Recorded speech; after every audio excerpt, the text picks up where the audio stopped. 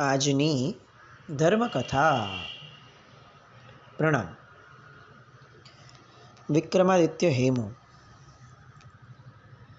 આ નામ હેઠળ આપણે એક એવા કથાનકની દિશામાં છીએ કે જે દિશાએ હજી સુધી આ નામની સાર્થકતા થાય એવી ગતિ પકડી નથી.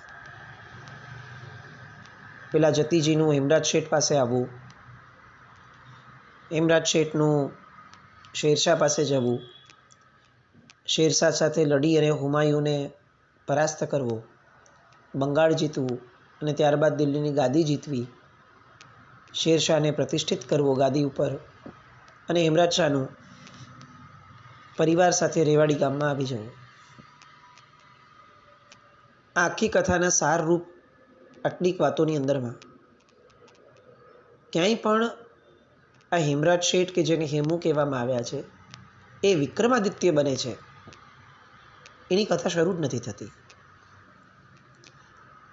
અને આ આખી કથાનું, આ કથાનકના નાયકનું સૌથી શ્રેષ્ઠતમ ચરિત્ર જ આ છે કે એ જૈન હતા અને જૈનત્વની એમનામાં જે સમજણ હતી એ સાંગોપાંગ એમનામાં ઊંડી ઉતરેલી હતી.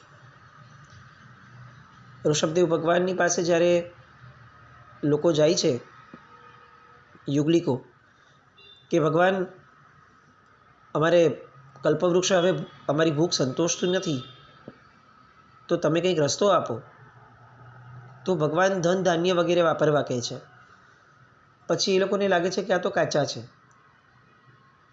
તો ભગવાન દેખાડે છે કે જો આ દાવાનળ સળગ્યો છે એની અંદરમાં એને થોડું પકવી દો. પછી ખબર પડે છે કે એ તો સળગી જાય છે, આખું ખાઈ જાય છે દાવાનળ. પાછી કમ્પ્લેન લઈને જાય છે. પાછું ભગવાન કહે છે કે એને એક પાત્રમાં રાખીને કરો, પાત્ર બનાવડાવતા શીખવાડે છે. પાછું એ લોકો કહે છે કે ભગવાન આ પણ નથી, કારણ કે આ અગ્નિ તો આપણા નિયંત્રણમાં નથી. પછી ભગવાન ચકમકના પથ્થરથી અગ્નિનું પ્રગટીકરણ શીખવાડે છે. એમાં પણ બધા લોકોને સફળતા નથી મળતી અને પછી પ્રભુ અગ્નિના દ્વારા ચૂલો પ્રગટાવી અને રસોઈ કરતા રાજા ઋષભ શીખવાડે છે. આ આખી ઘટનાના અંતે આપણને એવું લાગે કે જો રાજા ઋષભને અવધિ જ્ઞાન હતું જ અને એમને ખબર જ હતી કે આ રીતે જમવાનું થવાનું છે, તો એમણે સૌથી પહેલાં કેમ ન કર્યું, કેમ આટલા બધા આટાફેરા કરાવડાવ્યા? અને એનો બહુ સ્પષ્ટ જવાબ હોય છે, કારણ કે પ્રભુ એવું ઈચ્છતા હતા. પ્રભુ એ એવા મતના હતા અને એવો મત પ્રસરાવવા માંગતા હતા કે જરૂર ન પડે ત્યાં સુધી કોઈ પણ મોટું પાપ ન કરવું. જો નાના પાપથી તમારું કામ થઈ શકે છે તો મોટું પાપ ન લેવું. જો નાની સગવડોથી તમારું જીવન વ્યતીત થઈ શકે છે તો મોટી સગવડની આકાંક્ષા ન કરવી, મોટી સગવડ માટે કોઈ યત્ન પણ ન કરવો. આ રાજા ઋષભનો સંદેશ હતો. અને એ સંદેશ પ્રમાણે આ હેમરાજ શેઠ એ એમના લક્ષ્ય સમા મૂર્તિ ભંજકોથી મુક્તિ અને દિલ્હીની રાજગાદી એવા વ્યક્તિના હાથમાં જાય કે જેમનામાં આર્યપણાના સંસ્કાર હોય અને આર્યપણું ટકાવી રાખવા માટેની હામ હોય. આ લક્ષ્યની અંદરમાં અલબત્ત એમણે જેને સિલેક્ટ કર્યો, જેમને પસંદ કર્યો, એ વ્યક્તિ આર્ય ન હતો, પણ તેમ છતાં પોતાની મૈત્રી ઉપર અકબંધ ભરોસો રાખીને એમણે એ કર્યું. પણ હવે તો એ સમય પણ વીત્યો, શેરશાહ મૃત્યુ પામ્યો. હવે એક અંતિમ ચરણ તરફ, એક અંતિમ દિશા તરફ આ આખી કથા, સમયગાળો એ લઈ જાય છે. આપણે ગઈકાલ સુધી જોયું, ગયા વખત સુધી, કે શેરશાહના બંને પુત્રો જે સુખેથી રાજ્ય કરી શકતા હતા, બંને અત્યંત ગુણિયલ હતા અને તેમ છતાં બંનેની વચ્ચે મતાંતર ઊભો થયો. અને જે આદિલ શાહ બધું જ છોડી અને ધર્મમય જીવન પસાર કરવા માટે વહી ગયો હતો, દૂર ચાલ્યો ગયો હતો, એ આદિલ શાહને પકડી અને દિલ્હી લાવવામાં આવ્યો. હવે યુદ્ધ ખરેખર બે ભાઈઓનું હતું, એની જગ્યાએ ખવાસ ખાન, એક શ્રેષ્ઠતમ સેનાપતિ કહી શકાય, અજેય વ્યક્તિત્વ કહી શકાય, એવા વ્યક્તિત્વની સાથે સલીમ શાહને લડવાનું આવે. સલીમ શાહ યુદ્ધ કરતાં પહેલાં પણ પોતે બહુ જ શ્યોર હતો, પોતે કન્વિન્સ હતો કે આ યુદ્ધ ન કરી શકાય. કેમ? કારણ કે સામે ખવાસ ખાન છે, જે ખવાસ ખાને મારા પિતાજીને, જે ખવાસ ખાને આખાને આખા સૈન્યને પોતાના દિશા સૂચનથી આટલા બધા યુદ્ધોમાં જીતાડ્યું છે, એ ખવાસ ખાનની સામે આજ સુધી એક પણ યુદ્ધ ન લડેલો એવો આ સલીમ શાહ એ ટકી જ ન શકે. રસ્તો વિચારતા એમની બીબી એમની પાસે આવે છે અને કહે છે કે તમે ખવાસ ખાનની સામે બીજો મોટો ખવાસ ખાન ઊભો કરો. અને મોટો ખવાસ ખાન એટલે હેમરાજ શેઠ. સલીમ શાહ રાતોરાત દિલ્હીથી પોતાના એક શાગીર્દને લઈ, પોતાના વિશ્વસ્ત સૈનિકને લઈ અને નીકળી પડ્યા. છેક આવવાનું હતું બંગાળના ગામમાં, રીવાડી ગામ રજપૂતાનાનું. અને એ ગામની અંદરમાં જ્યાં હેમરાજ શેઠ રહેતા હતા ત્યાં પહોંચતા પહોંચતા રાત્રિનો અંધકારનો સમય થયો. કેટલાક લોકો, જાણે છેલ્લા લોકો બચ્યા હોય એવા કેટલાક લોકો ચોરે ને ચોટે ઊભા હોય. એમાંના 2-3 જણા દેખાણા. હજી ઘોડેસવાર કંઈક પૂછે, કારણ કે એ તો પોતાની ઓળખ છુપાવીને આવ્યા છે. ઘોડેસવાર કંઈક પૂછે એ પહેલાં લોકોએ સામેથી પૂછ્યું, હેમરાજ શેઠના ઘરે જવું છે? જો એમની હવેલી ત્યાં છે. બધાને આશ્ચર્ય થયું બંને જણને કે આપણે તો કંઈ પૂછ્યું પણ નથી, એમને કઈ રીતે ખબર પડી હશે? પણ સાથે રહેલો વિશ્વસ્ત સૈનિક ચતુર હતો અને એ પોતાના માલિકને સમજાવે છે કે માલિક, આ ગામની અંદરમાં કોણ આગંતુક આવવાનું? એમાં પણ આવી રીતે ઘોડા પર બીજી બધી રીતે કોણ આવતું હશે? પણ જ્યારે ગામની અંદરમાં કોઈ એક બહુ જ વિશિષ્ટ વ્યક્તિ આવી જાય ત્યારે લોકો એ સ્વીકારી લે કે આ વિશિષ્ટ વ્યક્તિને મળવા માટે જે આવે એ બધા જ એમની વિશિષ્ટતા અંતે એમના જ ઘર આગળ સમાપ્ત થવાની. એટલે સામાન્ય લોકોની આ સમજણ છે કે જેટલું પણ અસામાન્ય દેખાય એ બધું જ અસામાન્ય વ્યક્તિઓના આધારે જ છે એ સ્વીકારી અને એ જ દિશા તરફ મોકલી દે. એ બંને એટલે આ ન્યાયે રેવડી ગામના પશ્ચિમ ભાગમાં શ્રેષ્ઠી રાજપાલજીની જે હવેલી આવી હતી, જે હવેલીની ચારે બાજુ મજબૂત દિવાલ ખડી કરવામાં આવી હતી, જાણે નાનો એવો ગઢ રચ્યો હોય એવી રીતનું એ સ્ટ્રક્ચર. ચારે બાજુ સુંદર લતા મંડપો, ફુવારાઓ, વિરામ સ્થાનોની વચ્ચે લાલ પથ્થરનો મહાલય. મહાલયની નકશી પણ પાછી અદ્ભુત. મરુભૂમિના વા વંટોળને શાંત કરે એવા ઊંચા વૃક્ષો એ ગાઢ દિવાલની અંદર જાણે ડોક્યું કરતા હોય એવું દ્રશ્ય. અને સુગંધીવાળાના પડદાઓ લટકેલા દેખાય. એક તરફ પશુઓની શાળા, એમાં હાથી, ઘોડા, ગાય વગેરે પશુઓ. બીજી તરફ નોકરોને રહેવાના નાના નાના ખંડ. આખો દિવસ રજપૂતાનામાં ગરમ ગરમ પવન ફૂંકાય અને એના કારણે ધૂળના ગોટે ગોટા આકાશને આંધળું બનાવી દે એવી સ્થિતિ. પણ આ તો રાત્રિનો સમય, વસંત ઋતુનો સમય, અને જાણે ગ્રીષ્મ ઋતુ એ પોતે અકળાઈ ગયું હોય એવો સમય. અને આ અંદર જે રહેલા એ બધા જ લોકો ઉદ્યાનમાં આવીને બહાર બેઠા હતા. આકાશના તારાઓ સાથે હરીફાઈ કરતા હોય એવી રીતે આકાશના તારાની સાથે એ સુદ્રશ્ય નયન મિલાવી અને રમત રમતા હતા, હરીફાઈ કરતા હતા. પવનની પાંખોથી દૂર દૂર દૂર વાતાવરણને જાણે જોવા માટે બેસ્યા હોય એ રીતે કેટલાક વ્યક્તિઓ ઘરના એ બહાર બેઠા હતા. 2 ભાગ હતા.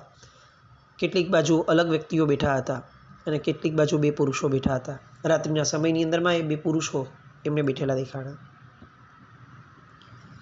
આ બાજુ તો આવ્યા આ લોકો. હવે દિવાલથી અંદર જવા માટેનો રસ્તો એ જુએ, ગોતે અને અંદર જાય એ પહેલાં એમને 2 જણની વાતો સાંભળી, સલીમ ખાન અને એના સૈનિકે. એ બંને જણ એટલે હેમરાજ શેઠ અને રાજપાટ શેઠ હતા. બેઠા હતા અને બંને વાતો કરતા હતા. એ જ દિવસે બપોરે, જે રાત્રિની આ વાત છે, એ જ દિવસે બપોરે પેલા જતીજી જે દિલ્હી ખાતે આવ્યા હતા એ જતીજી ફરી અહીંયા આવ્યા હતા. અને જતીજી સાથે ગાઢ ચર્ચાઓ થઈ, બધી પરિસ્થિતિનું આકલન થયું અને ખ્યાલ આવ્યો કે હવે શેરશાહ વગરની આ પરિસ્થિતિ એ બહુ જ જોખમી છે. બંનેમાંથી એક પણ દીકરાઓ એ હવે હેમરાજ શેઠે મૂકેલા વિશ્વાસને કાયમ મૂકી શકે એવા નથી. નંબર 1. અને નંબર 2, ક્યારે પણ જનૂનની અંદરમાં ફસાય અને જે કામ મોગલોએ કર્યું હતું એ જ કામ તરફ આગળ વધી જશે, આ ભય બીજો. રાજપાલ શેઠ હજી પણ પોતાના મત પર કાયમ હતા. એમણે બહુ સરસ રીતે પેલા જતીજી સાથે ડિસ્કશન કર્યું હતું. જ્યારે જતીજીએ કહ્યું હતું કે આપણે ગાદી ઉપર ફરીથી જાતે બેસીએ હવે, અને બેસી અને પ્રજાને એક નવો ધર્મ, નવો આયામ આપીએ. જો પ્રજાની અંદરમાં અલગ અલગ ધર્મોના કારણે હવે ભાગલા થતા જાય છે, કેટલીક પ્રજા ઓરિજિનલ જે હિન્દુત્વવાળી હતી, આર્ય પ્રજા હતી, હવે આ નવી પ્રજા કે જે બહારથી આવી છે એના દ્વારા નવી પ્રજા જે અહીંયાની વટલાઈ છે, એ બધી પ્રજાઓ હવે અંદર અંદર જો ચડસાચડસી કરવા લાગી હોય તો જતીજીનો મત એવો હતો કે એક નવો ધર્મ ઊભો કરીએ. રાજપાલજીએ પૂછ્યું કે કયો ધર્મ? અને ત્યારે એમણે એમ કહ્યું કે રાષ્ટ્રધર્મ. અને ત્યારે રાજપાલજી એમને જે વાતો કરી એનો સારાંશ હવે એ અત્યારે અહીંયા રાત્રિના સમયે નીરવ શાંતિમાં બેસીને બાપ દીકરો જે વાત કરી રહ્યા છે એમાં રાજપાલજી હેમરાજ શેઠને કહે છે કે જો હેમરાજ, મારું બહુ સ્પષ્ટ માનવું છે કે માનવીએ રાજકારણથી દૂર જ રહેવું જોઈએ. કારણ કે રાજ સુધારણા એ દરેક વ્યક્તિનું કામ નથી, પણ દરેક વ્યક્તિનું એક કામ એ બની જ શકે છે, અને એ છે લોક સુધારણા. તું થડને પકડી અને થડને સુધારવા માંગીશ તો નહીં થાય, તું મૂળને પકડ. રાજાઓ શાંત થાય, સારા થાય કે ન થાય એની બહુ પરવા કરવા જેવી નથી, પણ જ્યાં સુધી આ નિષ્પ્રાણ આર્યો, આ જગતના આર્ય પ્રજા છે આ દેશની, એના પોતાનામાં જ્યાં સુધી પ્રાણ નહીં પુરાય ત્યાં સુધી તારો આ બધો પ્રયત્ન નિષ્ફળ જશે. એક વસ્તુ સમજ, 100 બકરા હોય ને એની ઉપર એક સિંહ રાજ કરી શકે, પણ જ્યારે એક સિંહ ઊભો થશે ને ત્યારે એની પર કોઈ બીજો સિંહ રાજ નહીં કરી શકે. એને એટલે જ આર્ય સંસ્કૃતિની અંદરમાં સાધુ સંતોને સૌથી મહત્ત્વનું કામ આ સોંપ્યું છે કે તમે ગામડાઓને સચેતન કરો.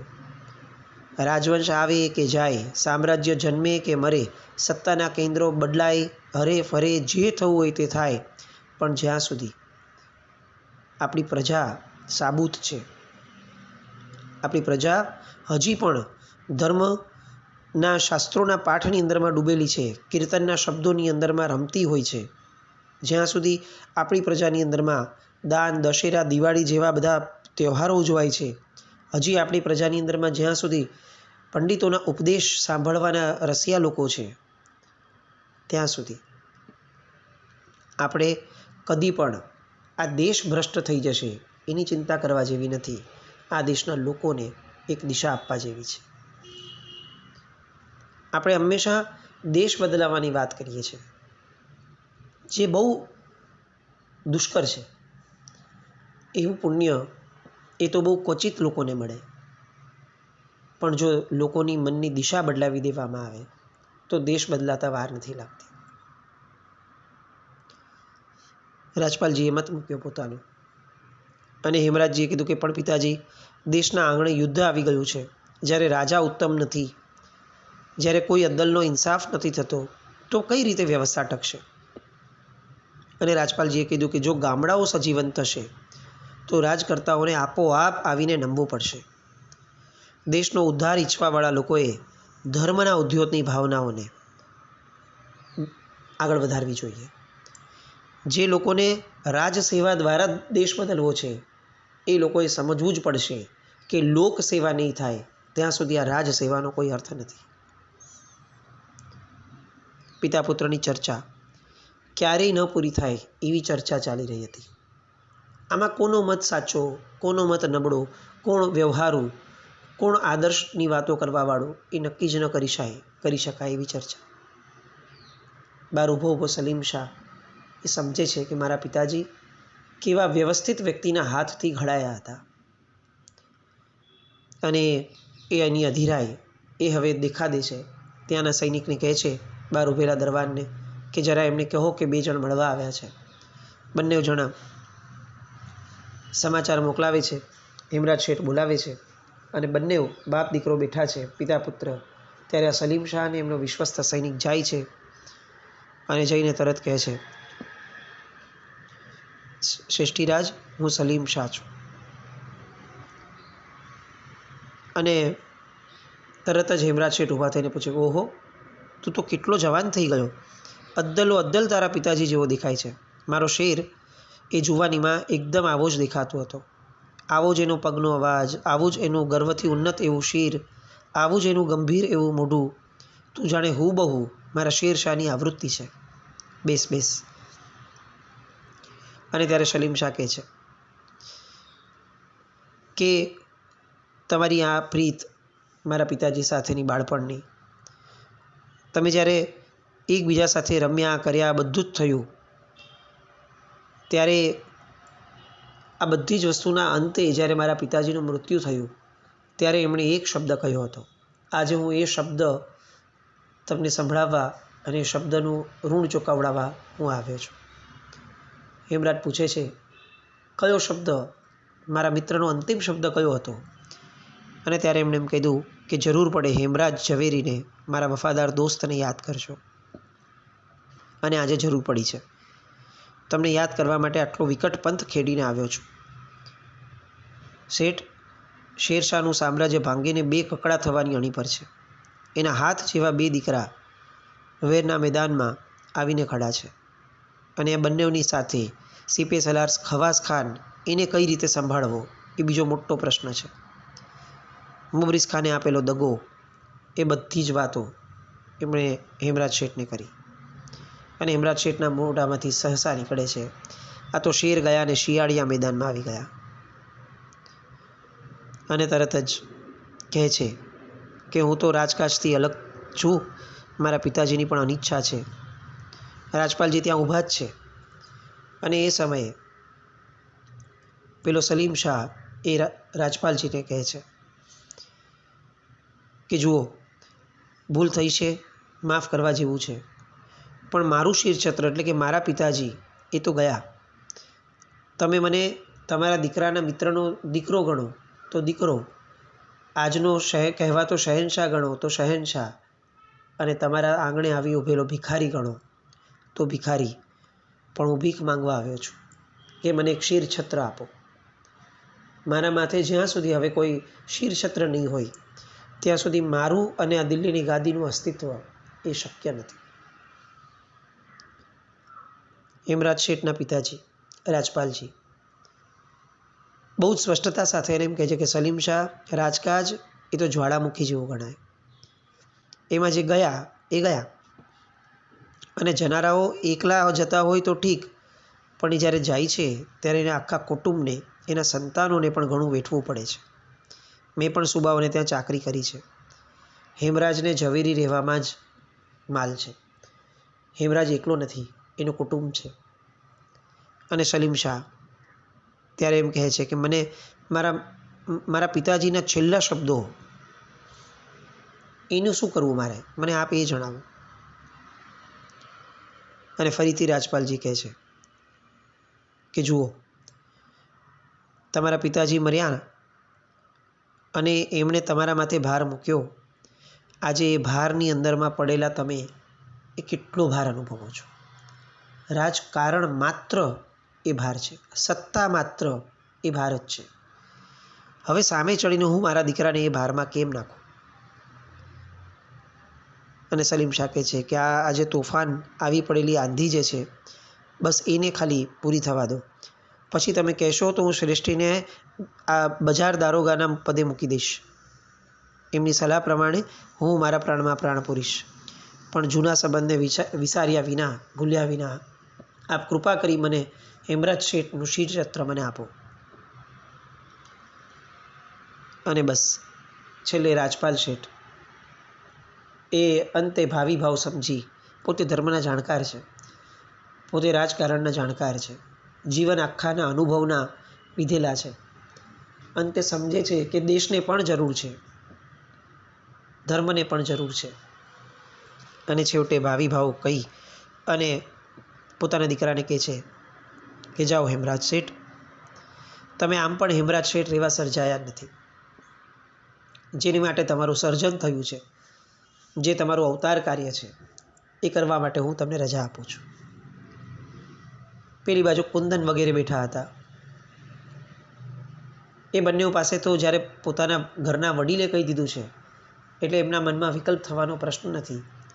કુંદન દેવીને મળવા જાય છે અને ત્યારે કુંદન દેવી પણ એ જ શબ્દ કહે છે કે જેમની સાથે પિતાના આશીર્વાદ છે, એમની સાથે પોતાની પત્નીના શુભેચ્છાના શબ્દો એ રહેવાના જ.